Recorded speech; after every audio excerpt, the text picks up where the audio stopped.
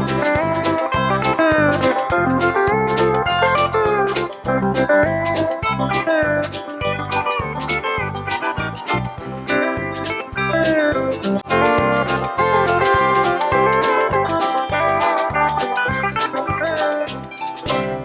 guys, welcome back to my Gun Values channel here on YouTube.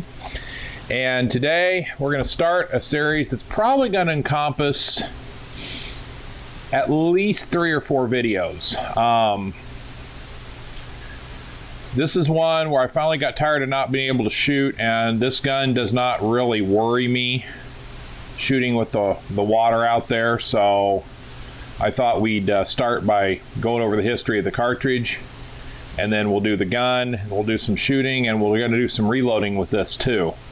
And we'll get into all that as we progress. But to start out with, what I wanted to do was discuss the cartridge. Most of this should be done on the close-up video. So we're going to go, like I like to do, we're going to go back in history here. We're going to discuss, this is the 375 H&H Magnum. For those of you who don't know, H&H is short for Holland & Holland, British gun maker that is still in business today, produces very, very high quality rifles and shotguns for purchasers all around the world. A cheap Holland & Holland is probably somewhere in the neighborhood of $25,000 to give you an idea, and they go up well over 6 figures for some of their best quality stuff. So it's not something that everybody can have. But the cartridge itself, you can have these in fairly cheap, relatively cheap weapons. So you go back in history, black powder had been gone, smokeless powder, I should back that up. I should say it differently. Smokeless powder had been out for 25 years at this point.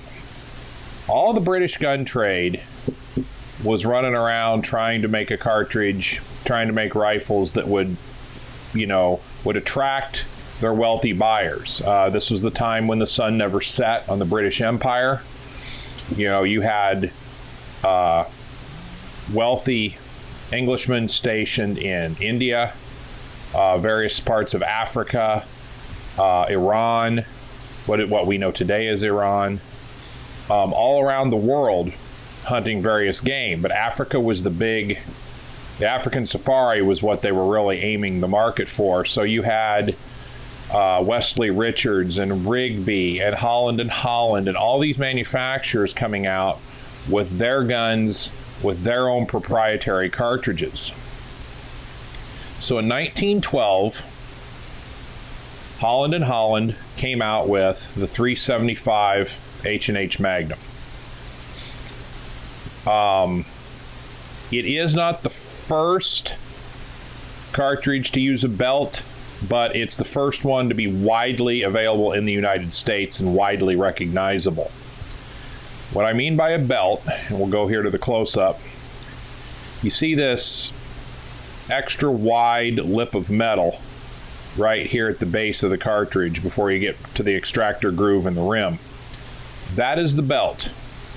It was felt back then that because these were loaded with cordite, which British cordite was a gunpowder that looked like spaghetti, and it was put into the cartridge. The cartridge was crimped, was actually formed after the powder was loaded, and then the bullet was seated. And cordite was very erosive, very erratic pressures, gave high pressures in hot, humid climates, so cartridge cases would often stick. So they gave the H&H this long, sloping cartridge case and shoulder, and the later 300 H&H had the same issue. So they felt the belt was necessary to make sure this cartridge head spaced correctly. They didn't stick. They had the long sloping sides, so they put this belt on it. Now, because it was the first Magnum in America, all the hunters and all the shooters that came after, for decades, anything that came out that had the Magnum associated with it had a belt, even though belts really were really not necessary by the end of the 1920s.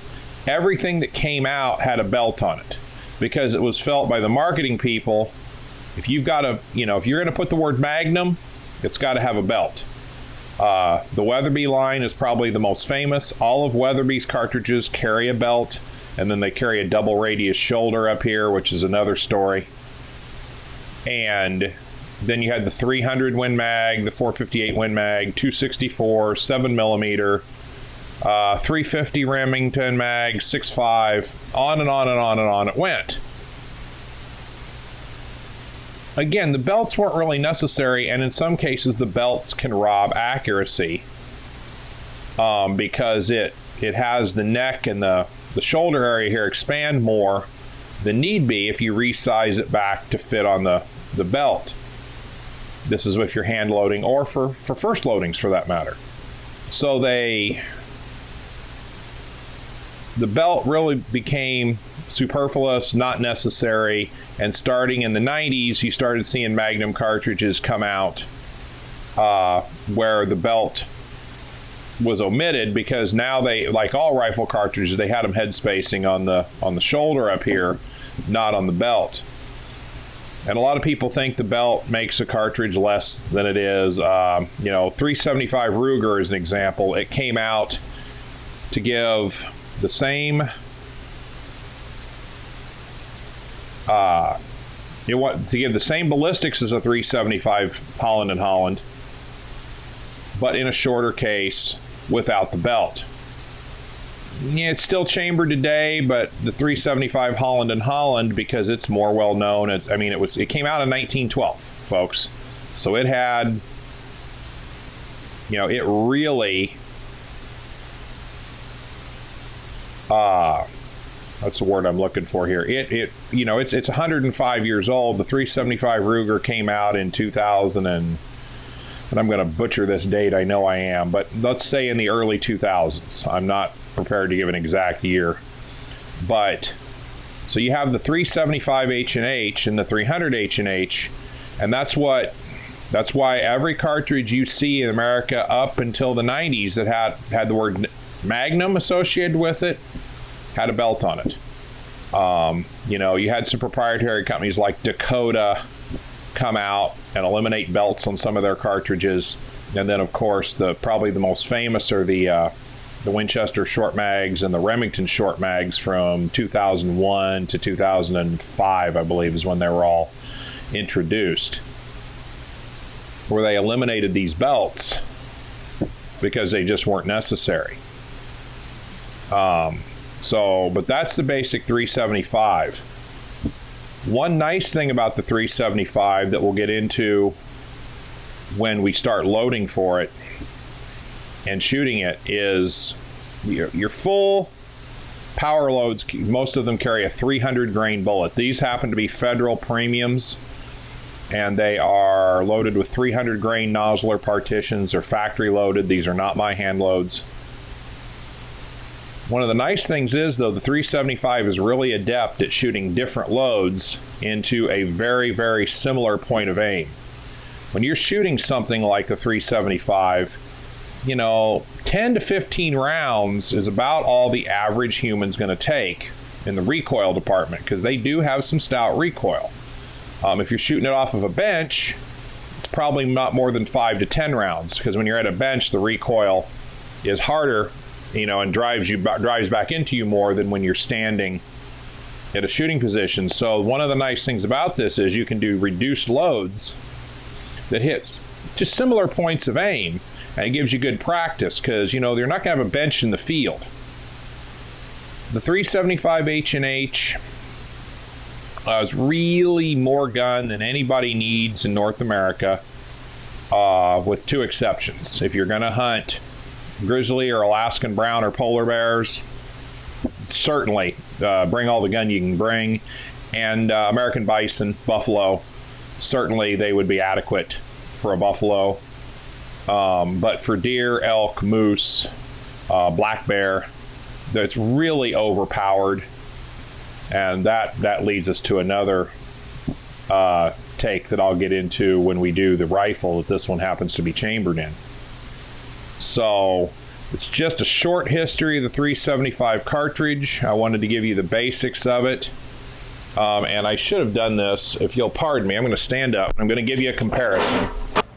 To give you a comparison of what we're talking about here, everybody knows what 30-06 looks like if you shoot much at all. This is a 30-06.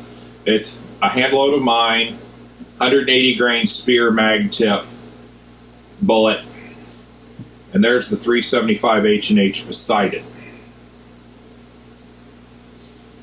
Quite a bit bigger around, quite a bit longer. One of the drawbacks supposedly of the H&H length cartridges is, of course, they require a longer bolt, longer action, if you're talking bolt actions. And that's what most of them are chambered in. It's not, how do I say this without insulting everybody? The gun manufacturers tote the smallest things. It's a shorter bolt throw, therefore the bolt has less flex. It gives greater accuracy. Really, folks, if you're shooting beyond 200 yards at anything that requires a 375 H&H type cartridge, you're too far away and you need to get closer. So, the accuracy really isn't as important as people think. It's nice, and I do it here on the channel, and I do it in some of the blog articles I've written. It's nice to shoot those quarter or half-inch groups. It really is. But if you're shooting a Cape Buffalo or an Alaskan brown bear or an American bison with a 375 H&H, and the vital area is the size of a basketball or a little bigger, probably bigger, you're only at 50 yards, you really don't need pinpoint accuracy from the cartridge. So, but that gives you an idea, just for comparison's sake, for how much more cartridge you're talking about. So I just wanted to do that for you, and I apologize for not having that ready when I started. But anyway, as always, I want to thank you for watching. If you have something you'd like to see us do here, by all means, let us know. We'll attempt to accommodate you. I do read through the comments. I try to do it, once or twice a week. And and if I've missed something, feel free to post it here. I do go back and I do look. So, and then my partner, who you haven't seen on this channel, but he also goes and looks, and sometimes he'll respond. So for now, thanks for watching. I hope you have a good day, and I hope to bring you the rest of it here real soon. Thank you.